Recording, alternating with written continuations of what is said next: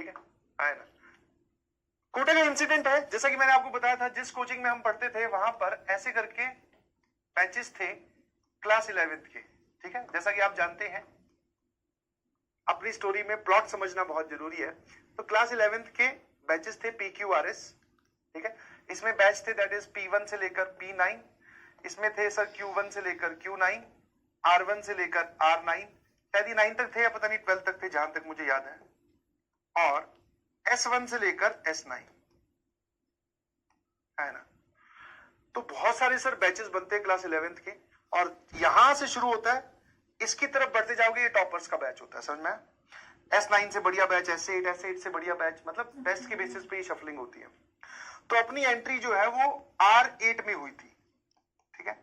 मतलब class 10th के बाद में जब मैंने एग्जाम दिया, तो इसका एंट्रेंस टेस्ट होता है, बंसल क्लासेस का एंट्रेंस टेस्ट होता था उस टाइम पे, तो मैंने उसमें एंट्रेंस टेस्ट दिया, तो मेरा जो है वो एडमिशन R8 में हुआ, ठीक है। मतलब ये वाली लाइन छोड़ दो, इसके अंदर मेरे से आगे भी बहुत सारे बच्चे थे, ठीक है। जब क्लास 11th खत्म हुई तो मैं P7 में एक बार, हाँ P7 में था क्लास जब एंड हुई मेरी, मतलब जब ये पूरा क्लास 11th का सेशन हुआ तो ये कंप्लीट करके, ये बैचेस कंप्लीट करके मैं P7 तक पहुंच गया था। समझ में आया कि नहीं समझ में? तो हम लोग R8 में थे। तो जैसे कुछ दोस्त बन जाते हैं आपके, यहाँ पे हर महीने में या हर 2 महीने में आपके बैचेस चेंज हो रहे हैं, तो एक बार उस बैच के आपके कुछ दोस्त बन गए। तो मैं और मेरा दोस्त था विकास, हम दोनों लोग एक शफलिंग में सिर्फ आगे पीछे हुए थे। मैं चला गया था Q2 में और वो चला गया था Q6 में, ऐसे कुछ था। तो हम बाकी सब जगह सेम ही गए थे, मतलब वो भी मेरे साथ ही साथ, मतलब उसके भी नंबर उतने ही आ रहे थे जितने मेरे आते, मतलब आप पैरेलल बोल सकते हो। तो हम पहुंचे Q2 में, ठीक है ना। Q2 में पहुंचे, दूसरी या तीसरी शफलिंग, 3 शफलिंग होती है, 4 शफलिंग होती थी, मुझे एग्जैक्ट आइडिया नहीं है, बट हाँ इसके बाद में एक शफलिंग और हुई थी मैथ के टेस्ट के बेसिस पे, जिसमें मैं P7 पे पहुंच गया था। बंसल सर का फेवरेट हुआ करता था उस टाइम पे, कि वो बाकी सारे टेस्ट तो काउंट करते ही करते थे, एक साल में वो PNC का अकेला टेस्ट लेते थे, इसके बेसिस पे शफलिंग होती थी, ठीक है। अब बंसल सर थे, वो ऑनर थे, और उनकी बात कौन टाल सकता है। तो जैसे सिर्फ मैथ्स का और PNC का टेस्ट हुआ, तो उसके बेसिस पे अपने ने मारी छलांग और सीधा मैं P7 में पहुंच गया। बट उससे पहले जहां पर केमिस्ट्री के भी मार्क्स जुड़ रहे थे, तो मैं इतना आगे नहीं बढ़ पा रहा था, बिकॉज क्यूमुलेटिव स्कोर इतना अच्छा नहीं आ रहा था, तो मैं Q2 में पहुंच गया, ठीक है ना। तो मेरे साथ विकास भी था, मैं और विकास दोनों Q2 में पहुंचे थे, सॉरी विकास था Q6 में जब मैं Q2 में पहुंचा, ठीक है। हाँ P7 में दोनों एक साथ पहुंचे थे। तो होता क्या था, अब दोस्ती क्या है, बीच में यार 1-1.5 महीने किसी और बैच में रहना पड़ा, और उसी के साथ में पीजी भी शेयर कर रहा हूं, मतलब मेरे पीजी के फ्लोर पे भी रह रहा है, तो ऐसे अजीब सा लगता था कई बार। तो हम लोग क्या है उसमें, जैसे ही आप एंट्री करोगे, मतलब कोचिंग के अंदर जाओगे, तो वहां पर ऐसे एक डेस्क रखा होता था, और उसके अंदर कार्टन के अंदर DPPs पड़ी होती थी। आप यहां से लाइन बना के आइए, मतलब आप क्लास में जा रहे हो, आपकी जो DPP है वो आप उठा लीजिए और आगे बढ़िए, ठीक है। एक एक DPP लेके जाओ। यहाँ पर जो है वो आपके इन्विजिलेटर बोल दो या फिर गार्ड भैया बोल दो, वो खड़े रहते थे कि एक बच्चा ज्यादा DPP ना ले जाए। तो हम लोग ऐसे DPP लेके अपनी अपनी, तो मैं और विकास यहां तक साथ जाते थे। Q2 में मैं चला गया, फिर वो Q6 में वो चला गया, है ना। तो ध्यान सुनना, तो DPP लेके हम चले गए। उसके बाद में क्या होता है, ये DPP जैसे मान लो बहुत सारे बच्चे ऐसे भी है जो एब्सेंट रहते हैं या फिर जो नहीं आते कोचिंग फीस देकर, तो कुछ DPPs बच जाती है। बच्चों को तो एक रहता ही है ना कि भाई एक की जगह 2 DPP मिल जाए। तो क्लास खत्म होने के बाद में ये प्रावधान होता था कि यहाँ जो DPP बची है वो आप ले जा सकते हो, ठीक है। और अलग अलग फ्लोर होती थी Q2 और Q6 की। तो मैंने कहा एक काम करेंगे, अब मैं जा रहा हूं अपने बैच में, तू एक काम करना, अपने यहां मिलेंगे, ठीक है, इसी DPP वाले पॉइंट पे। तो ये कई दिन तक ये सिलसिला चला। एक बार जब मैं यहां आया तो विकास खड़ा था एक लड़की के साथ। ये खतरनाक सिचुएशन है, ध्यान सुनना, यहां से खतरनाक काम होता है। मैंने कहा एक सेकंड, गद्दारी कर बे, ये किस लड़की के साथ खड़ा भाई, है ना।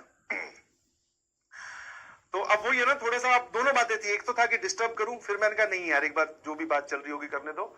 DPP की तरफ, दोनों कार्टन की तरफ दोनों का मुंह था। मैं देख रहा हूं कि पीछे से बैग तो विकास का ही है, ये क्या चल रहा है। फिर मैं कहा कोई बात नहीं, चलो बच के जाएगा कहां, शाम को तो PG पे आना है, साथ में तो लेके जाऊंगा। तो मैं अपना थोड़ा पीछे खड़ा हो गया। विकास को मैंने कहा लेट हिम टॉक, आगे बढ़ने देते हैं।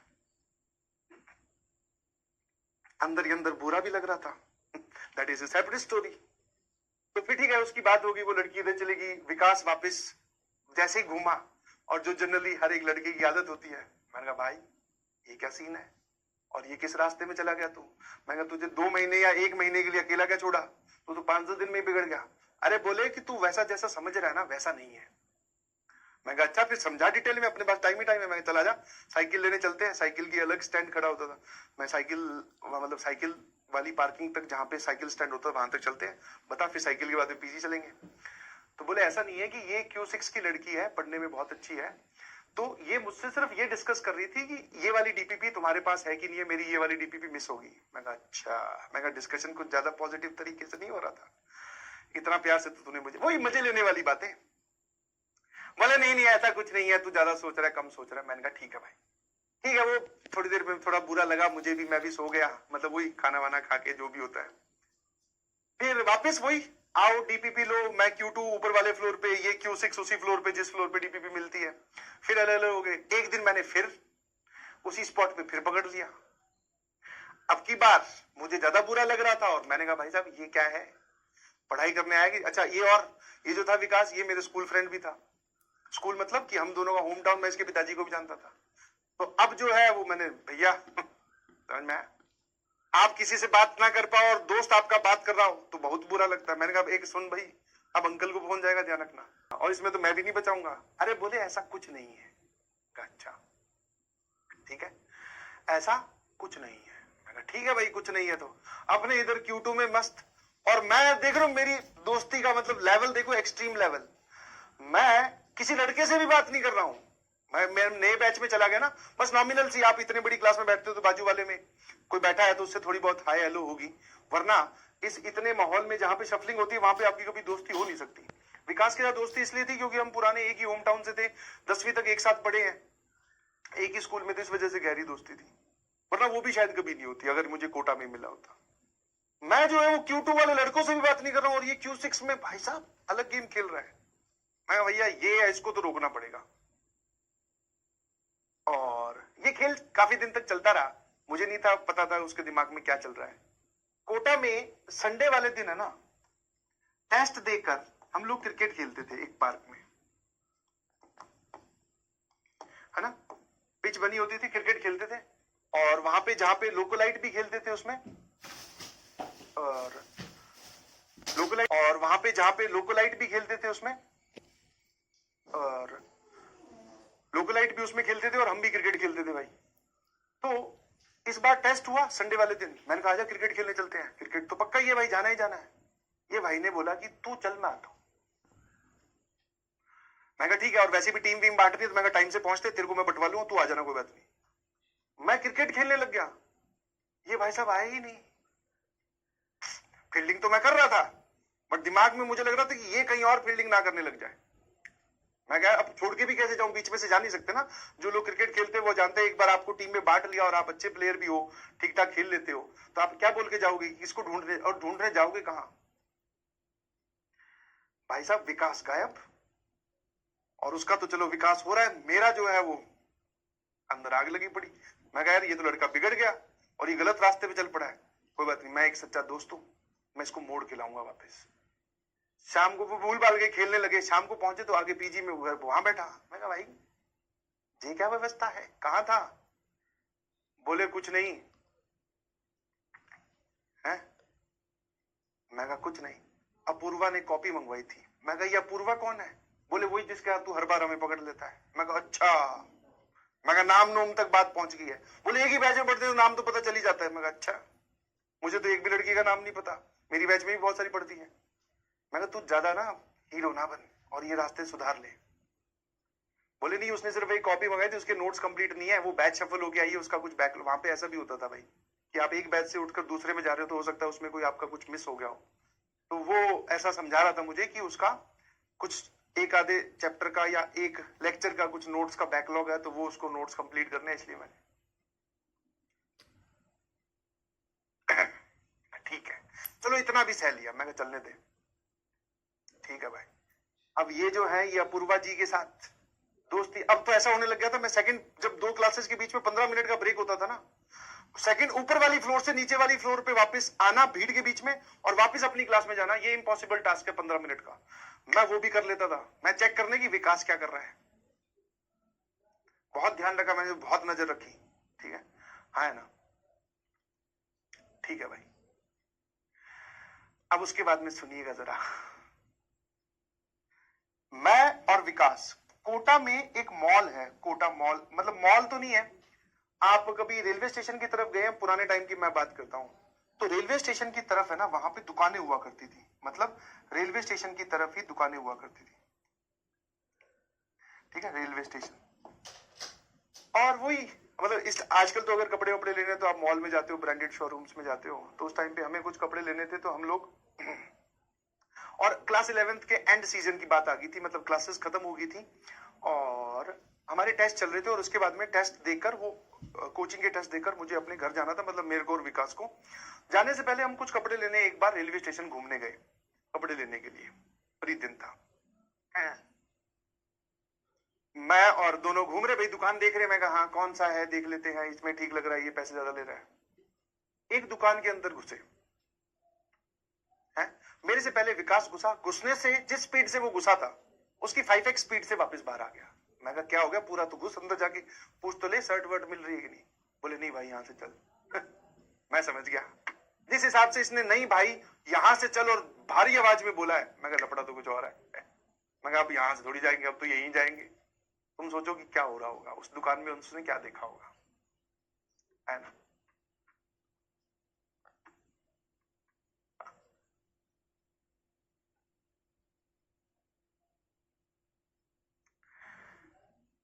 मैंने कहा चल, ऐसा क्या देख लिया, और मैं अपने जरूर जाएंगे अंदर, मैं हट पिछट अंदर जाकर देखते हैं। वो जो अपूर्वा जी थी, वो इस पार्क के अंदर हमारे साथ एक लफंडल लड़का खेलने आता था, लोकलाइट, हमारी एज से हमारी एज से थोड़ा सा बड़ा, मतलब हम 12वीं में हैं तो वो पक्का कॉलेज के फाइनल ईयर थर्ड ईयर में होगा, हम 11वीं में हैं तो वो कॉलेज के फाइनल थर्ड ईयर में होगा, जिसके पास में उस टाइम पे करिश्मा बाइक हुआ करती थी। हमारा उसका बस उसमें एक ही चीज अच्छी लगती थी, एक तो वो खेलने आता था बनियान में, जींस विंस पहन के, जूते वूते पहन के, ऊपर काली कलर की बनियान। मैं कहा यार ये कौन सा स्टाइल है, बट येलो कलर की करिश्मा थी तो उस पर सेट भी लगता था। मैं कहा करिश्मा है यार, बड़े होके कभी करिश्मा लेंगे, है ना। हमारे साथ में एक लफंडर लड़का खेलने आता, लफंडर मतलब समझ गए आप। अपूर्वा जी उस लड़के के साथ खड़ी होकर शॉपिंग कर रही थी। विकास का जो तो दिल टूटा ही टूटा, उसका तो अलग ही फीलिंग थी। मेरे को उस अपूर्वा पे अलग से गुस्सा आ रहा। मैं कहा ले देकर, इससे तो बढ़िया मेरा दोस्त था यार। वो अलग बात है हमारे पास करिश्मा नहीं है, ये बेचारा घुमा नहीं सकता, बट हाँ ऐसा तो नहीं है समझ में। मैंने कहा बात कर ली जाए जाके एक बार।